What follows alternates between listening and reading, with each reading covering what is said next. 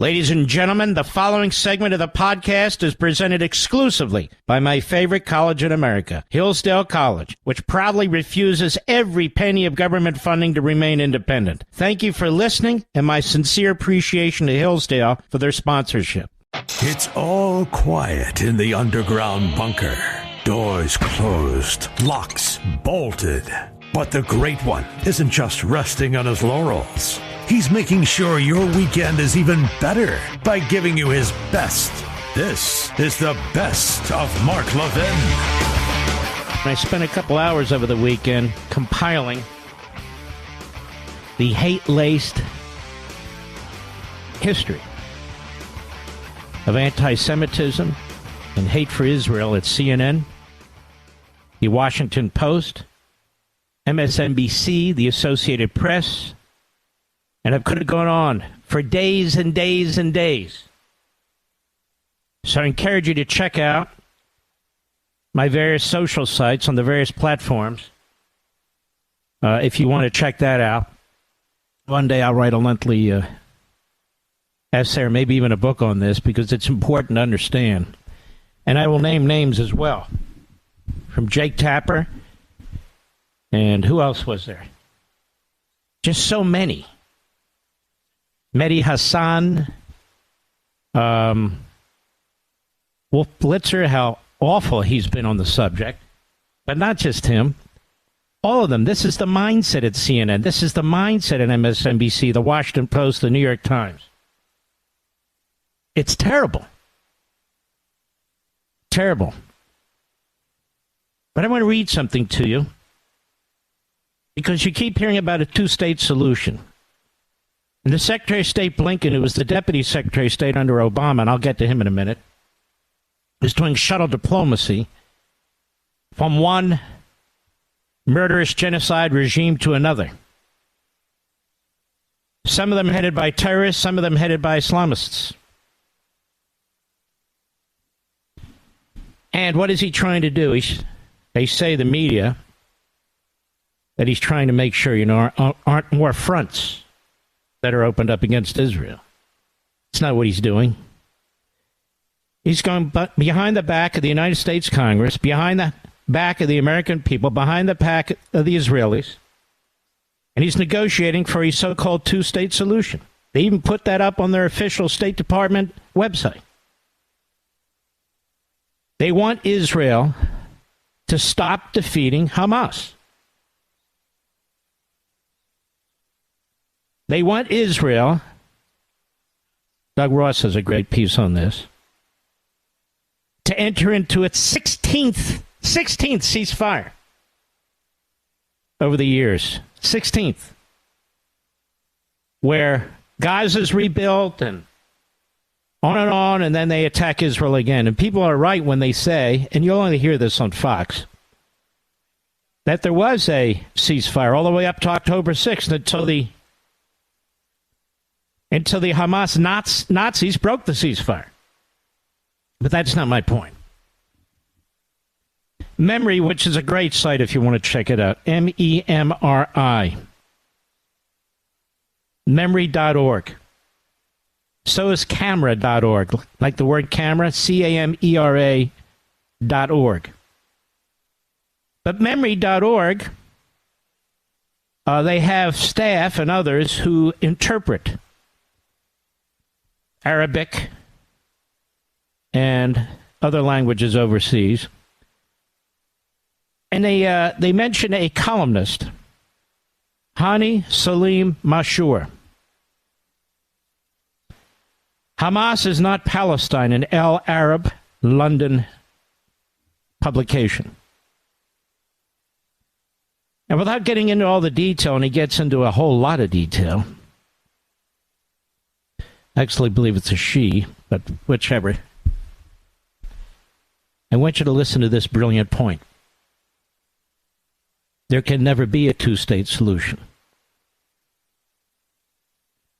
Because Hamas, Hezbollah, the umbrella group, the Muslim Brotherhood, which has a long history, 100-year history, is not interested in a state. They're interested in a caliphate, just like ISIS. They've tried on several occasions under the umbrella of the Muslim Brotherhood, and that's what Hamas is, part of the Muslim Brotherhood, to knock off Egyptian leaders. And they did it with Mubarak. And, of course, the assassination of Sadat.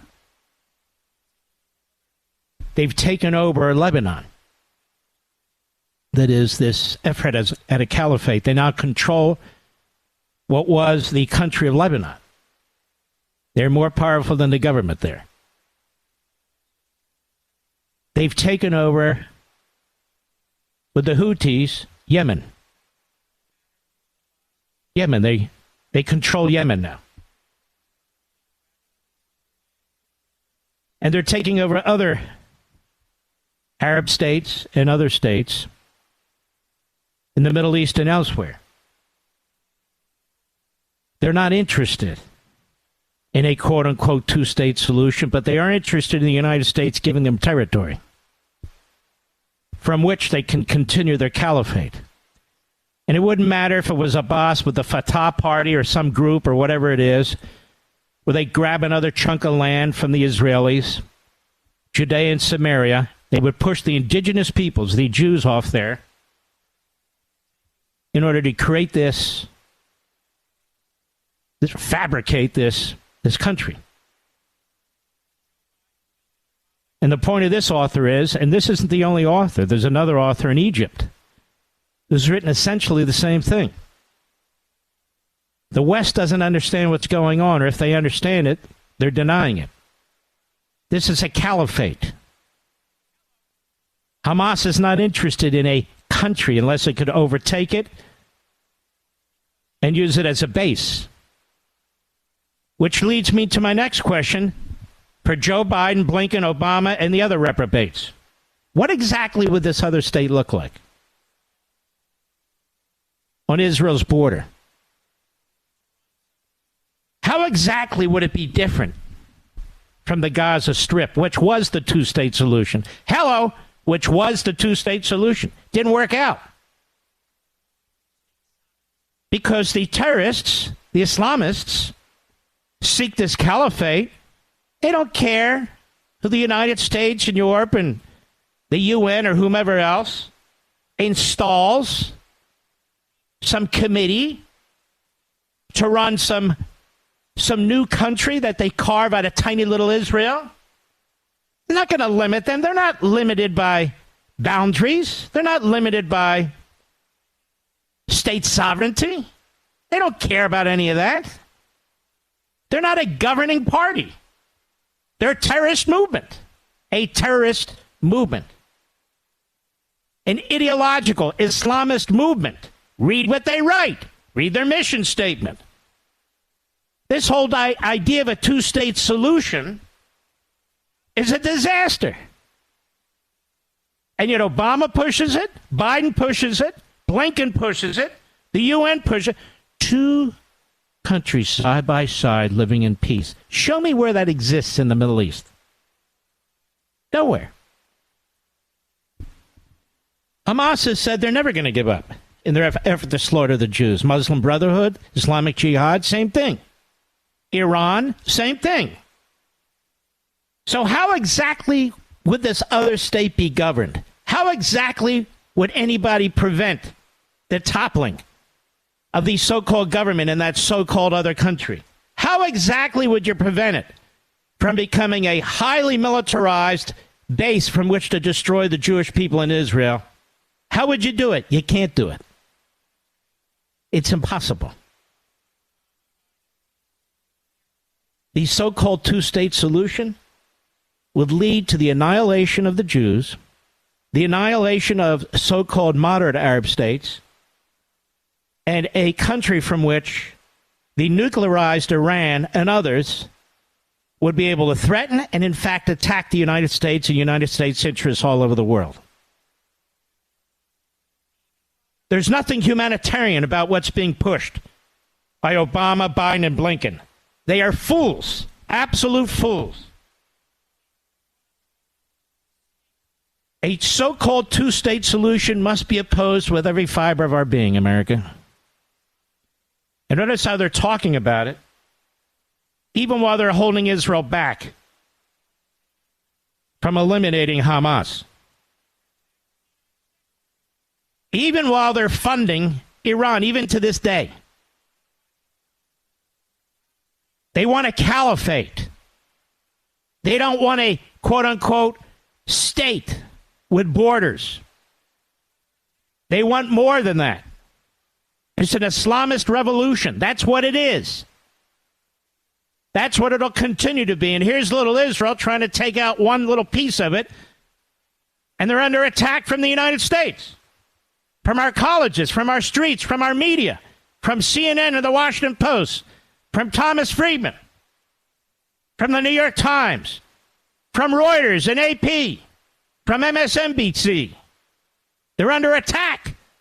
And they're the only ones that actually have flesh and blood on the line, day in and day out, fighting this caliphate movement that seeks to spread throughout the Middle East.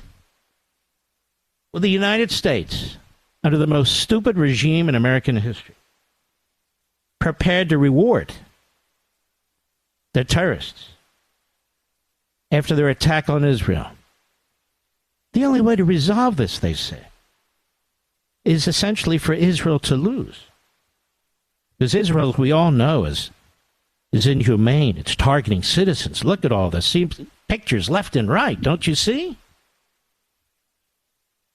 And, of course, we have this 30, 40, 50, maybe it was 20 million, I don't really care, people marching in Washington, D.C. The media do not tell you that that's funded by International Answer, Inc., a Marxist operation. The media do not tell you that it's funded by the Hamas network in the United States that I've been talking about for a full month right now, which backs CARE and these other operations. The media will not tell you that many of the front groups involved, the non-governmental organizations, have been funded by George Soros, who's been trying to destroy Israel and its sovereignty for decades. Soros and CARE, always welcome at the White House. Obama or Biden. Amazing, isn't it? You don't get the facts from Jake Tapper and CNN, from Wolf Blitzer and CNN. You don't get the facts from MSNBC and Andrea Mitchell and her ilk. You don't get the facts from the Washington Compost and the New York Slimes. They don't even care who's funding these things in the United States. And meanwhile, they desecrate monuments in Lafayette Park. They desecrate the fencing around the White House. They try and climb and breach the fencing around the White House. And I even heard that the United States Department of Justice and FBI are trying to round up as many of these people as they can and send out SWAT teams with an obvious effort at an insurrection, with these radical left-wing organizations, many of which have ties to the terrorist organizations. I don't see this sense of urgency. Do you? Do you? I don't. So what you've learned here by listening to this program in the first 15 minutes is more than you're going to learn on CNN, MSNBC, the New York Times, and the Washington Post for years. And you're not going to hear it on TV. Well, you may hear it on TV now, on cable. You may hear it in talk radio now. But this isn't about a state. This is about a caliphate. This isn't about a two-state solution. If there is a so-called two-state solution, it'll be Israel's final solution. And now what you're going to see is what we saw a year or two ago. The intensity of the smear and character assassination campaign against Netanyahu and his government. His government is quote-unquote right-wing. It's extremist. Netanyahu, he's the problem. If we could just get rid of Netanyahu, we could just have a two-state solution. If we could just do what Obama, Biden, and Blinken want us to do, and Thomas Friedman want us to do, if we can just do what Jake Tapper and CNN and MSNBC, if we could just do what they want us to do, editorial pages of the Compost and the Slimes, peace will break out in the Middle East. And yet, The man they seek to put in prison for the rest of his life, Donald Trump, he didn't see it that way. And as a result of his policies, which run completely contrary to the Democrat Party, peace was breaking out everywhere. Mark Levin.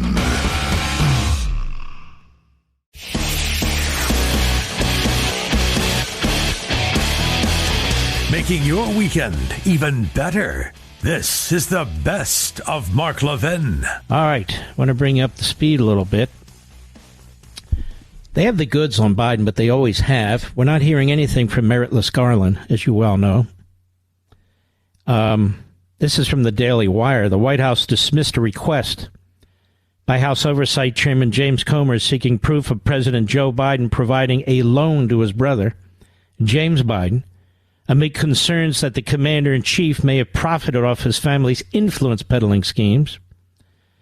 Robert Sauber, special counsel to the president, wrote back to Comer on Friday in response to a letter from October 26 that sought documentation underlying a $200,000 check James Biden wrote to Joe Biden that was labeled as a, quote, loan repayment in 2018.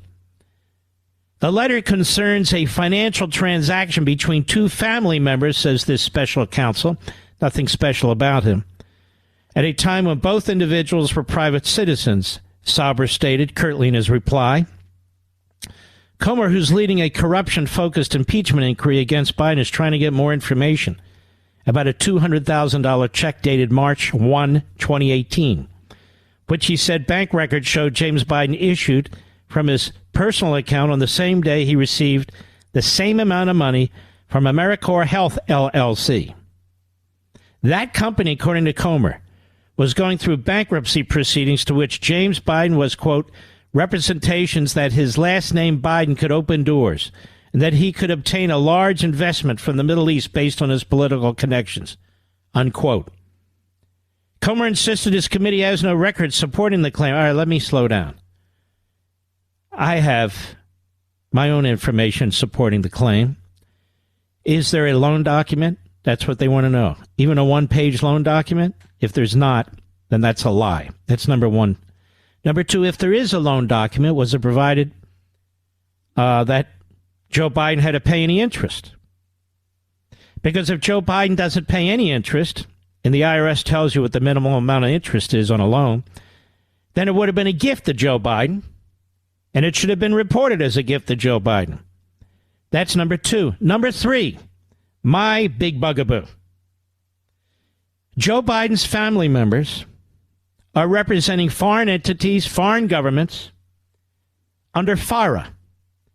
Neither his brother, nor his sister-in-law, nor Hunter have signed up as agents, and that was used against some of Donald Trump's closest supporters and confidants.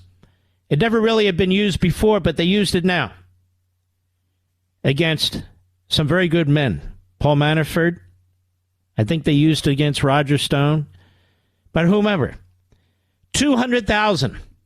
But Mark, Biden's not representing these interests. Biden is benefiting from these interests. He knows he's getting his money from Hunter and Joe and Jim. He knows they're not FARA registered agents of foreign governments. And so what does that make Joe Biden? A conspirator to violate FARA. And this is on top of the phone calls and the meetings and the golf outings and the dinners and all the rest as it piles up. There's also another check, $40,000. Same thing, pretty much, $40,000. And, of course, he gets protection from Jamie Raskin, who's a complete reprobate. Anything Donald Trump did was impeachable and should have sent him to prison for the rest of his life. Raskin, who's used to these Stalinist-like inquiries since his father was a huge fan of Stalin. And as they say, he's a chip off the old block. He definitely is. But I have a different question that's not being asked, and I don't get it. Once again, where's the special counsel? There is enough information here. We call it a predicate. There's predicates everywhere. They're flying around like mosquitoes. Predicates everywhere. And yet no special counsel appointed by Merrick Garland. He doesn't even show his face. That threshold was met a long time ago under the regulation, and they will not appoint one. And speaking of special counsel, Jack Smith. Jack Smith is on the loose. He is rogue. He is Stalinist as well, of course. It's the nature of the beast over there in the Democrat Party. He's demanding a broader gag order on Trump, even though the existing one is pathetically unconstitutional. And he's now making filings because there was a very smart filing, very smart by the Trump lawyers saying, hello, everything that Donald Trump did while he was president was protected. You can't now go back and say, that's not executive privilege after the fact, and go after a president for things he did, which we believe they argue is constitutional and legal, and so do I. But now, because he's a private citizen, say that protection for that period of time and the things you did during that period of time are no longer protected. And so Jack Smith writes basically an op-ed piece for the New York Times and the Washington Post because the guy's basically an idiot. He's basically a schlub, but he's got the power and the tools of the federal government.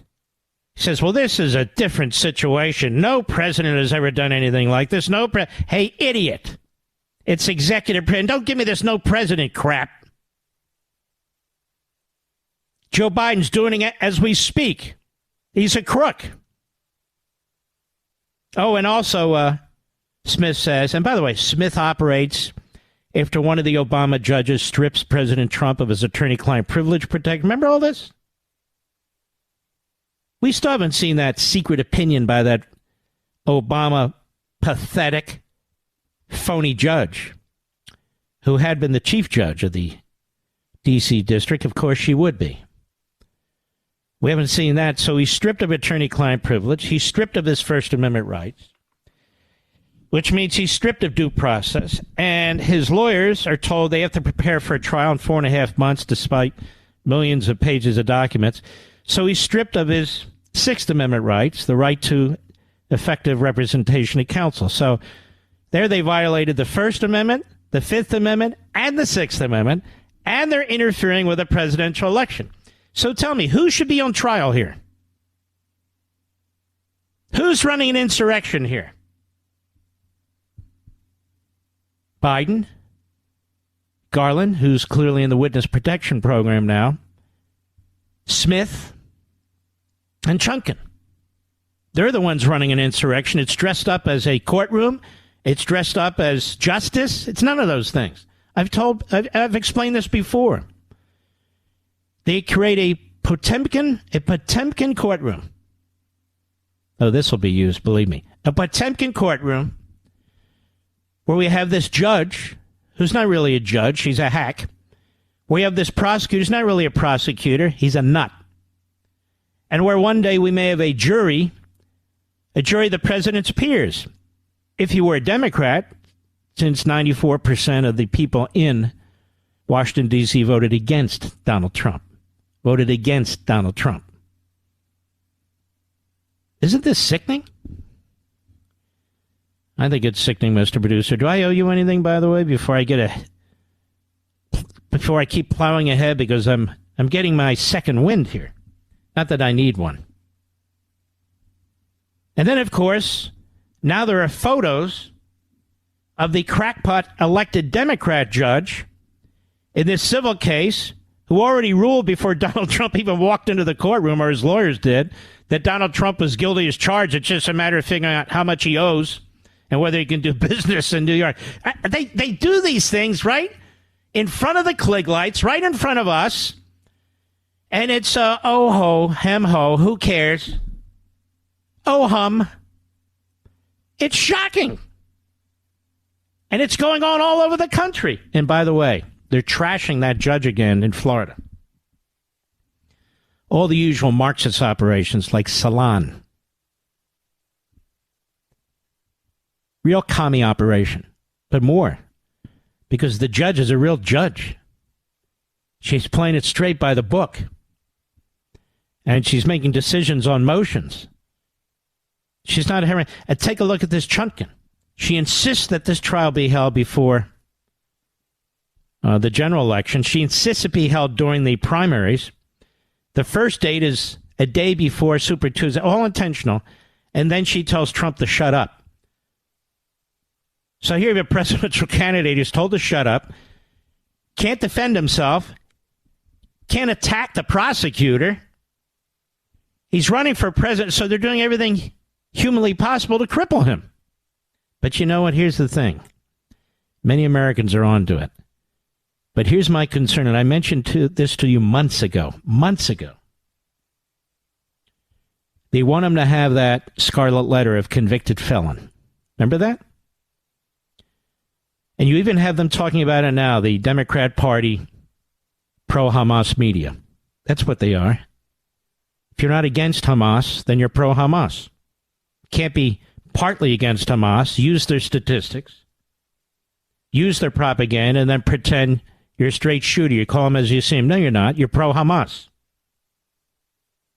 It's like saying you're, look, I'm calling them as I see them with the Nazi Germans. Yeah, no, you're pro-Nazi.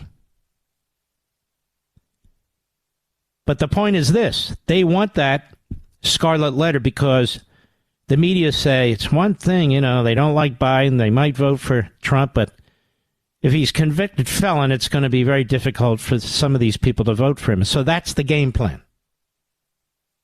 That's the game plan. Well, I hadn't known about this until somebody sent this to me from Breitbart this morning. Jim Jordan, Censorship org, Election Integrity Partnership was created at the Department of Homeland Security Agency's request. Now, this is really unbelievable. The police state is here.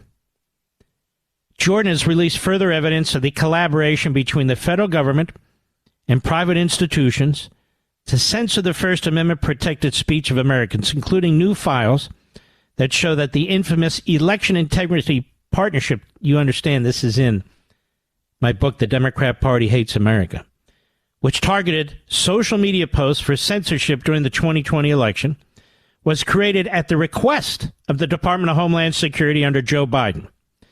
And one of the examples of the censorship machine in action shared by Jordan is a request to censor a tweet by President Trump, including a link to a Breitbart news story. The Election Integrity Partnership is a consortium of 4 organizations: Stanford Internet Observatory, Atlantic Council's Digital Forensics Research Lab. Oh, it sounds so professional. The University of Washington Center for an Informed Public. Representative Dan Bishop, in a hearing of the House Homeland Security Committee earlier this year, played a clip unearthed by the Foundation for Freedom Online showing the Atlantic Council casually discussing the EIP's, quote, partners in the government, most particularly those at DHS. Okay, so who were they monitoring? Who were they trying to squelch and censor, Mr. Producer? Well, let's take a look at the list here. Looking at the list. News outlets targeted by the EIP included Breitbart News, Fox News, the New York Post, Epoch Times, as well as the social media accounts of prominent conservatives Charlie Kirk, Tom Fitton, Jack Boasbiek, Mark Levin, James O'Keefe, and Sean Hannity, among others. That's not nice. That's not nice at all. I'm sure Jake Tapper is going to be very upset about this. Wolf Blitzer, too. Andrea Mitchell. Joe Scarborough. I'm sure they're all going to be saying this is outrageous. So this show and my social sites were targeted for censorship, among others. Other folks, other conservatives, by the federal government through a third party. This is why I still and will consider Elon Musk a hero. He's lost money on Twitter, a lot. But he's one billionaire who puts his money where his mouth is. And he didn't need all the headaches. The left loved him. Conservatives didn't really know anything about him. And here he is under federal investigation now by the Southern District of New York and Maine Justice. Why? Because he hasn't fallen in line with Biden and the Democrats. That's why. The police state is here. The police state has been here. You know, folks, if you haven't gotten your copy of The Democrat Party Hates America, go look at the comments on Amazon. Mark Levin.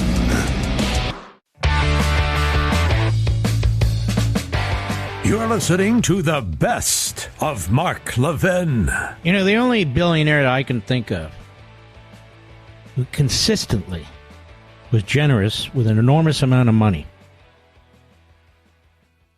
was Sheldon Adelson, the late Sheldon Adelson. Money for the House, money for the Senate, money for presidential candidates. We have multi-billionaires on the Republican side. People worth $2, $3, $25, $50 billion, $20 million, $40 million, $50 million. For them, that's like buying a hot dog at a baseball game.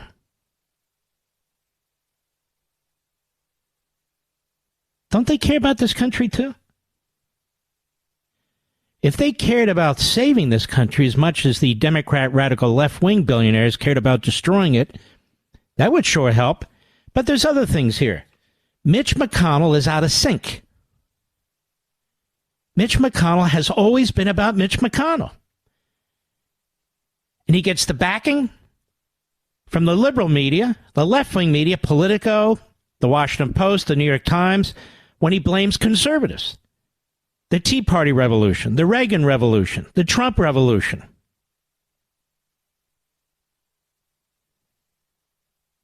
And he's not a leader. He's a figurehead.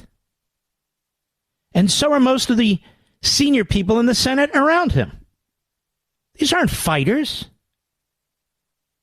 They look down on the conservatives in the House. They look down on the base that elects them. They'd rather be in the minority than have these crazy conservatives in the Senate and in the House and in the Oval Office. I've seen it up close, folks. You're listening to one of the few hosts in America. Bongino's run for office. He knows what I'm talking about. But you're listening to one of the few, I said, who's been involved in the presidential campaign for Reagan in 76 when we lost to the rhinos. And in 80 when we won in a massive landslide. And Reagan was still undercut by the Republican establishment. He wanted to get rid of the Department of Education. He was blocked by Mark Hatfield and Howard Baker. And they were in the majority in the Senate. No thanks to their campaigns, they rode his coattails into office. This is the problem.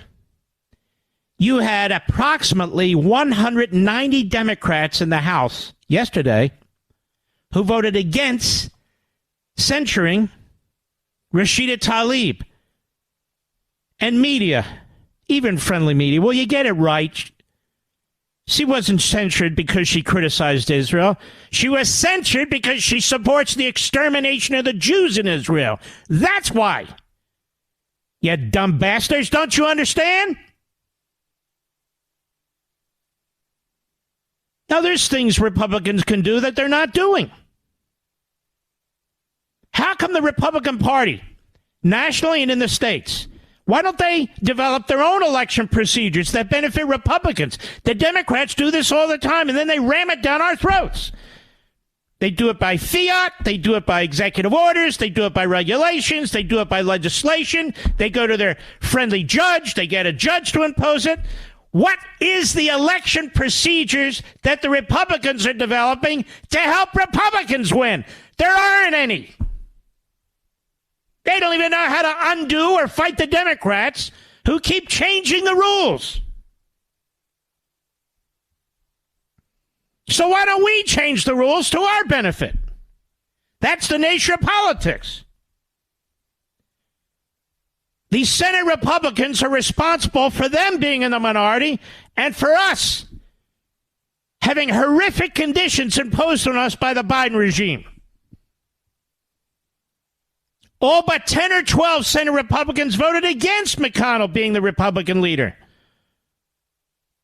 And they do this voting in secret. We want to know who votes for him and against him. Because he needs to go.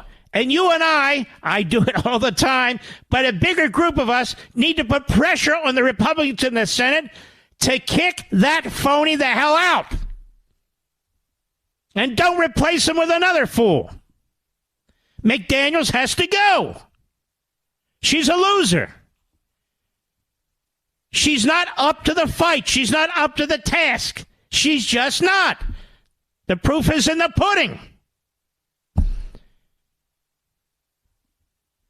And why aren't we organizing our lawyers to take on their lawyers?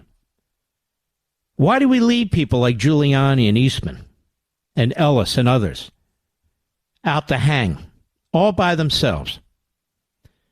Why aren't we developing an entire army of lawyers who will go into these states, fight to change the rules, go into these states, make challenges left and right? This is what they do. Why won't we do it? So you're going to hear every buffoon with a microphone and a camera in their face try and figure out what's going on. I'm telling you what's going on.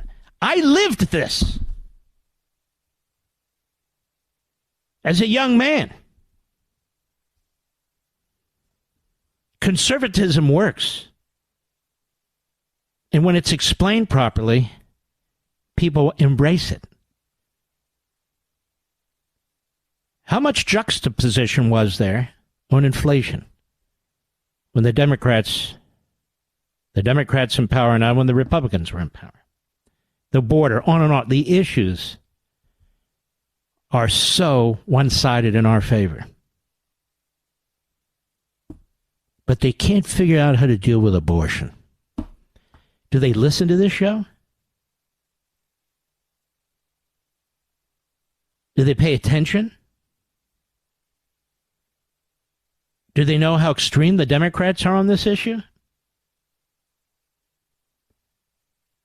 The Democrats do not believe in life, or they'd secure the southern border,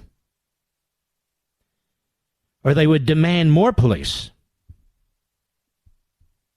rather than handcuffing the cops and undermining their funding. The Democrats, their number one priority is not life. In fact, it's death, abortion, crime in the streets. Those are Democrat cities, Democrat policies. Don't lock up recidivists, even if they're violent, out the back door. There is one little glimmer of light, by the way. In Loudoun County, the Soros-funded and elected prosecutor lost by the skin of her teeth, but so what? She lost. And the law and order sheriff in Loudoun County, Chapman, he won as well. He won as well.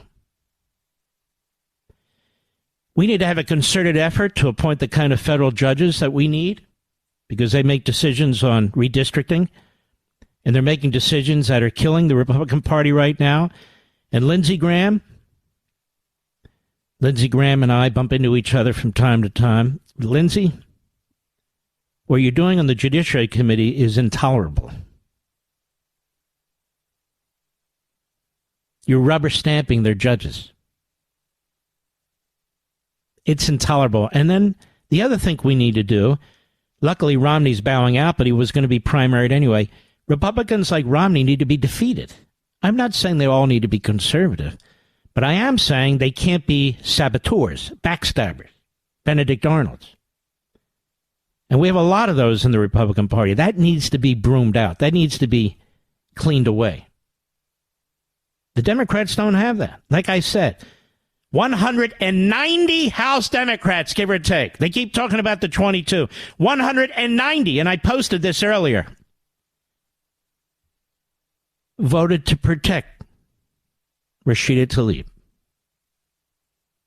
even though she's using a phrase that connotes the extermination of the Jews. From the river to the sea. It's from the Jordan River to the east of Israel to the Mediterranean on the west side of Israel. From the river to the sea means the obliteration, the extermination of the Jews who reside there. Everybody knows that, especially those Democrats who voted to protect her.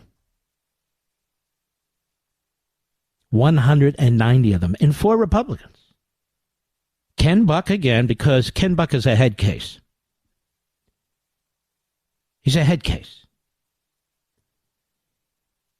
But Tom Massey, Tom McClintock, and some other congressman I've never heard of before saying we need to focus, on the real issues in this country, and this back and forth stuff isn't going to work. This isn't back and forth stuff.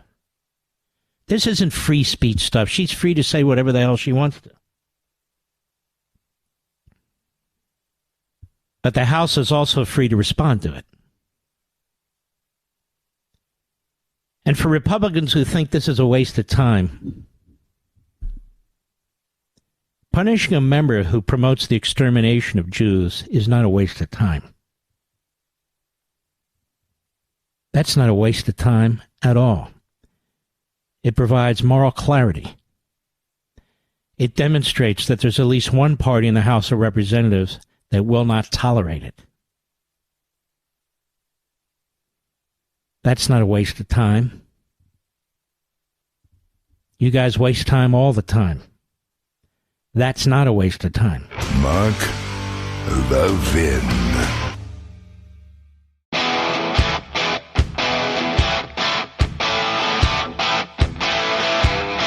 The Great One makes your weekend even better. This is the best of Mark Levin. Well, when the program was over last night, I did watch the remainder of the debate. And I have some observations that might be a little different than most people. Nikki Haley is a liar. She's been lying about Ron DeSantis' position on energy. She's been told she's lying, and she keeps lying. She lies about her own positions when it comes to communist China. She was celebrating the Communist Party officials for years and years as governor, and she would do virtually anything to have their investment in the state of South Carolina.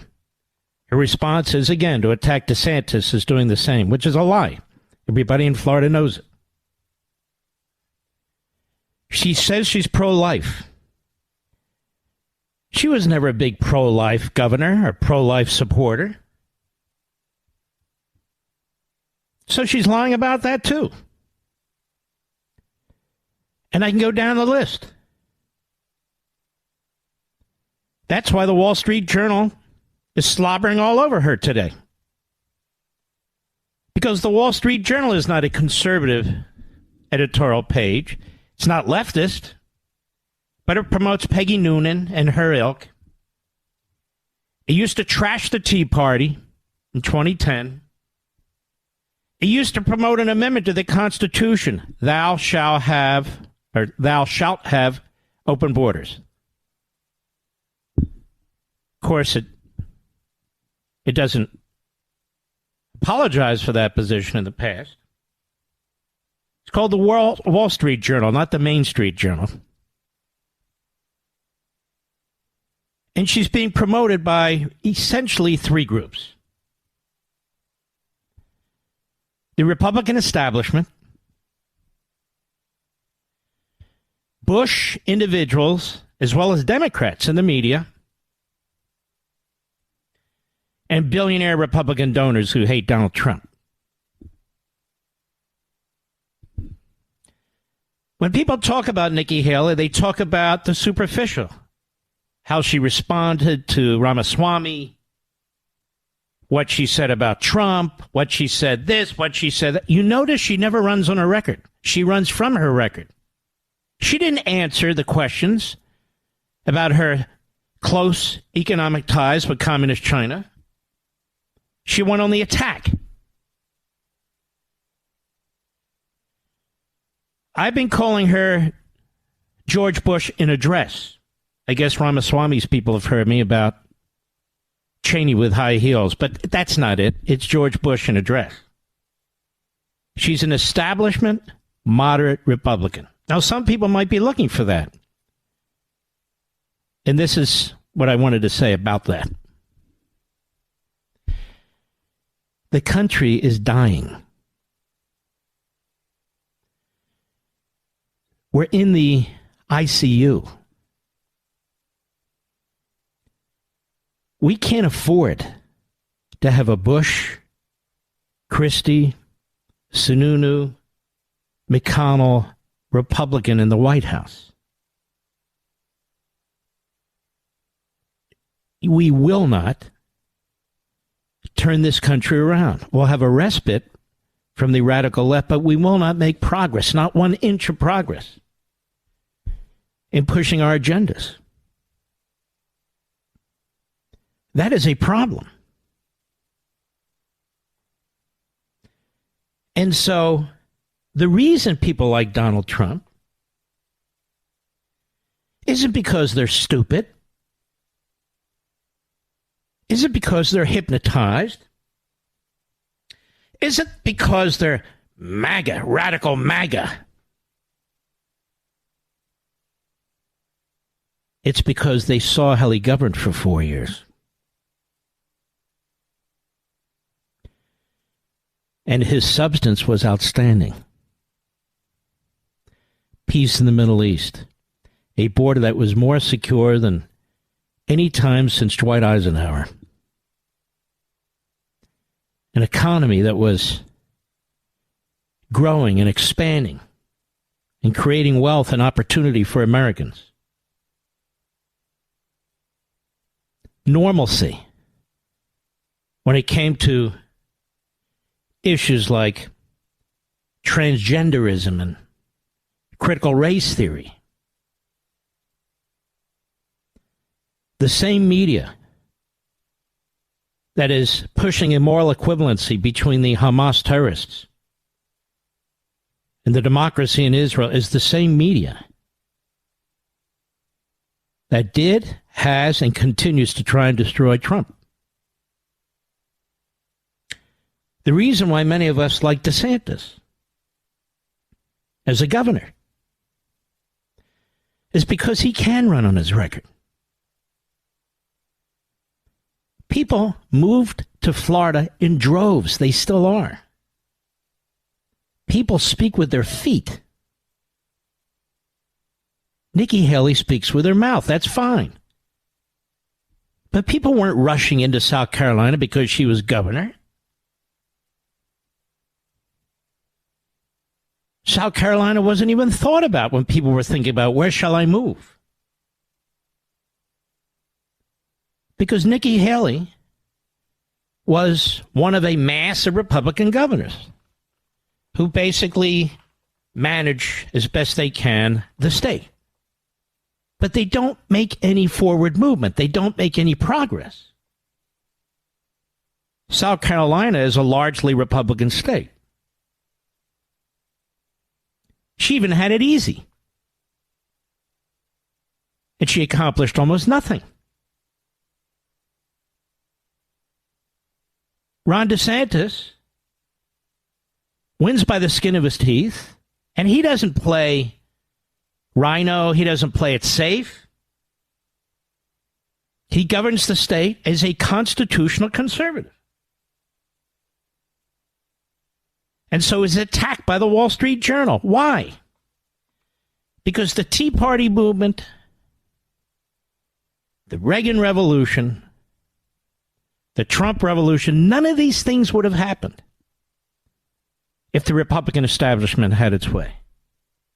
The DeSantis victory in Florida, none of these things would have happened. He had to win a primary against a rhino. And yet when conservatives finally win,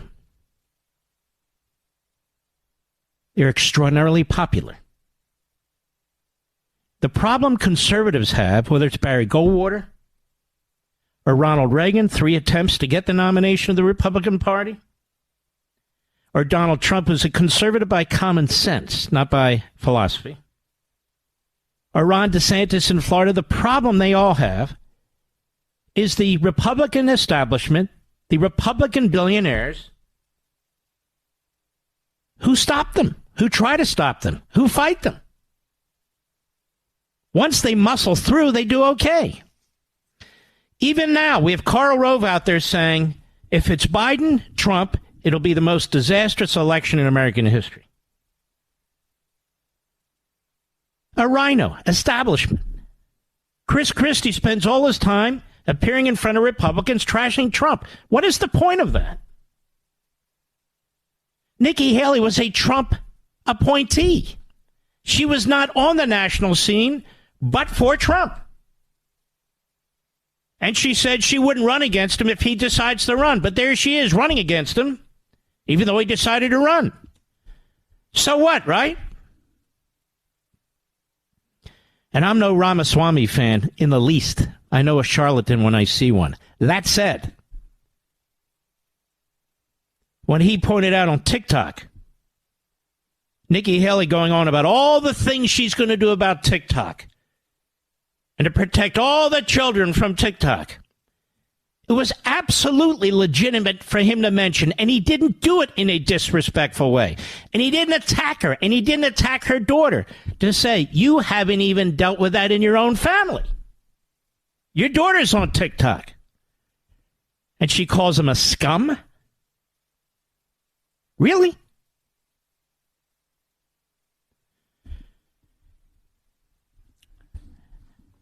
If we want to win the next election, and we must,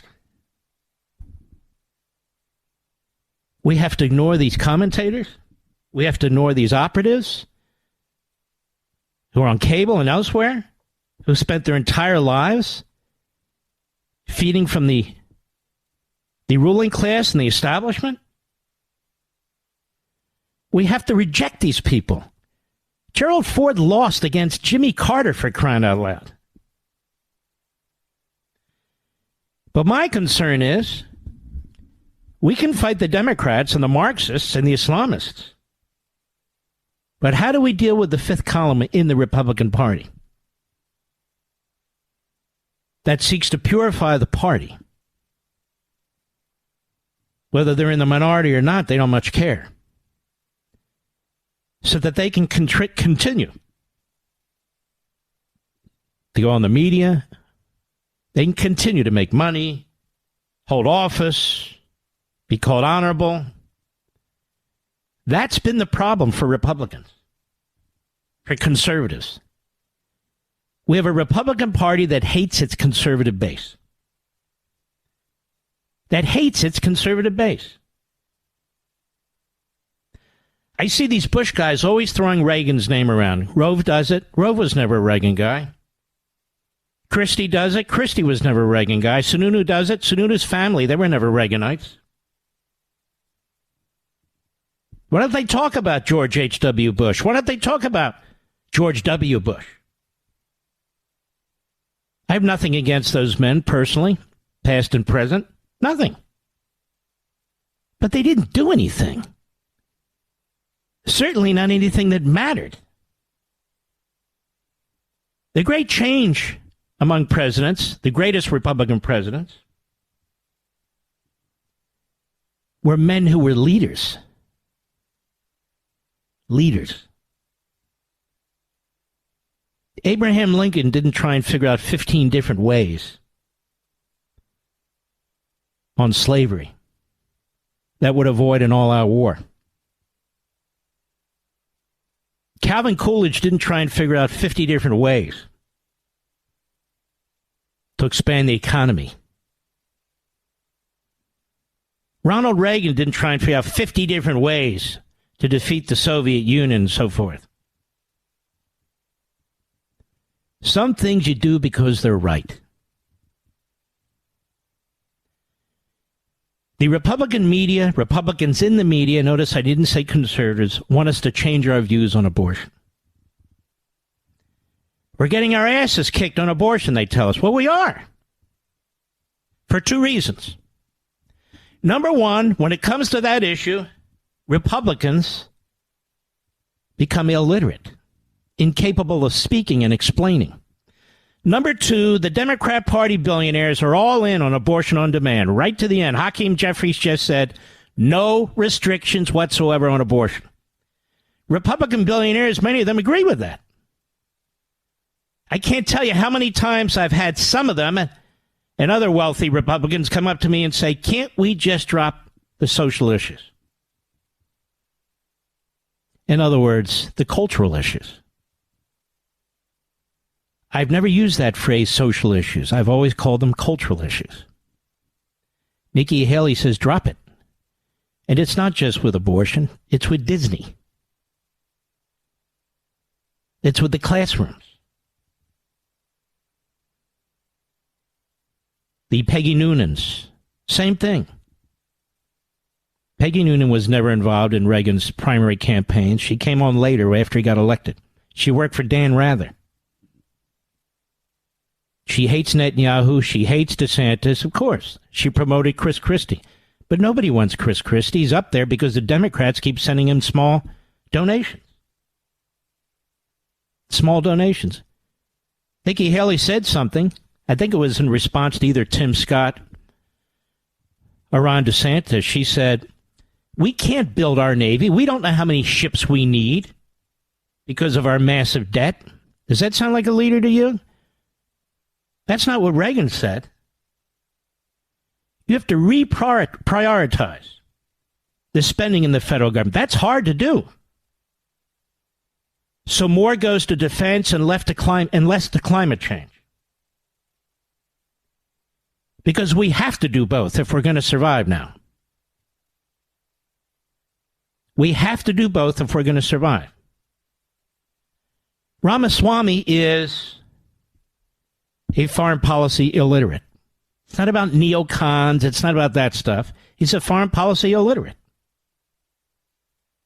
He does his best imitation of George McGovern. Mark Levin.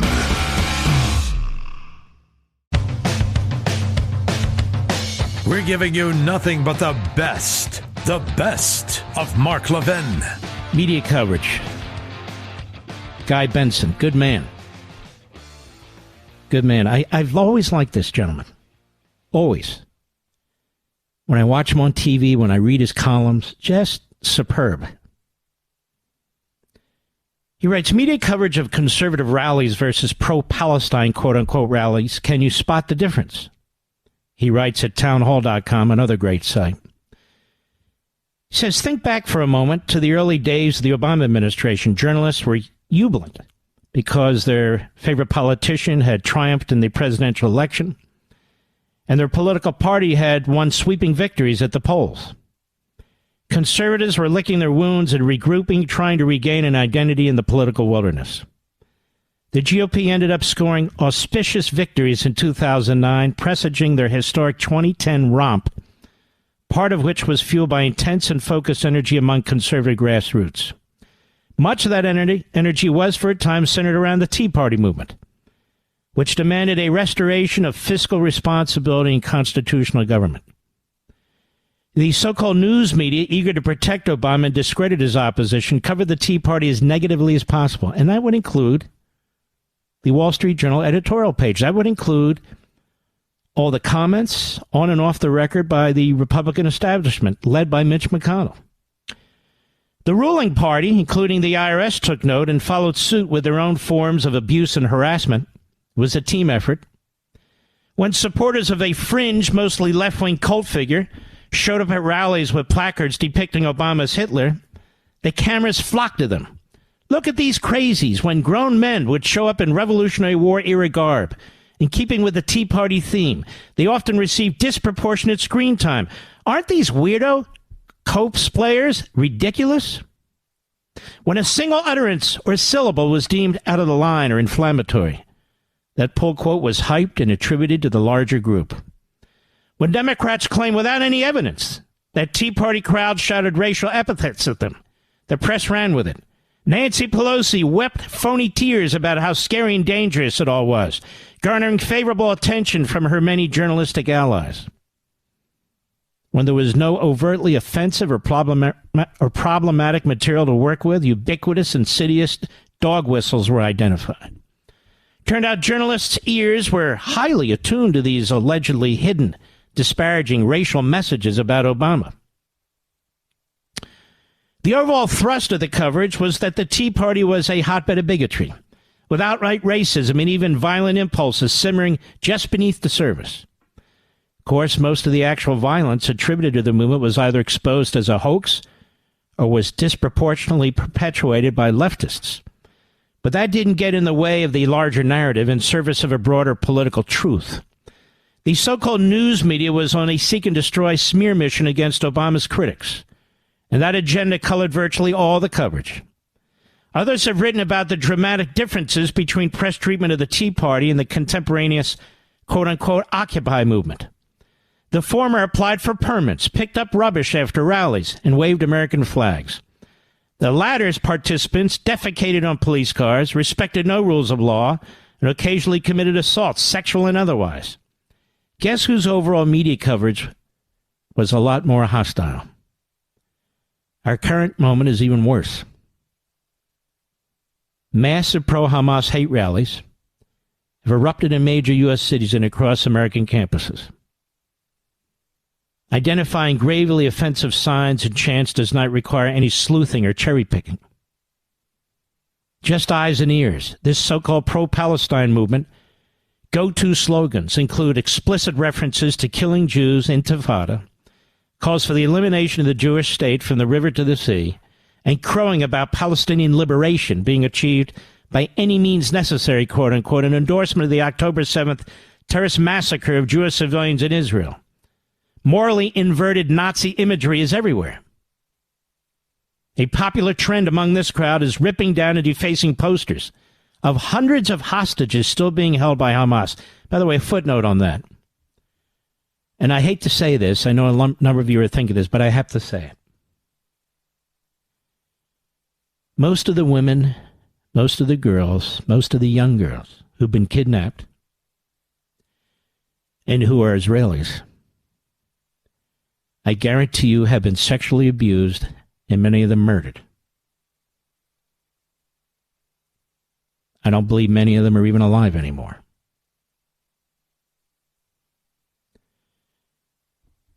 So Guy Benson goes on. They endlessly traffic in mind-bending misinformation, conspiratorial lunacy.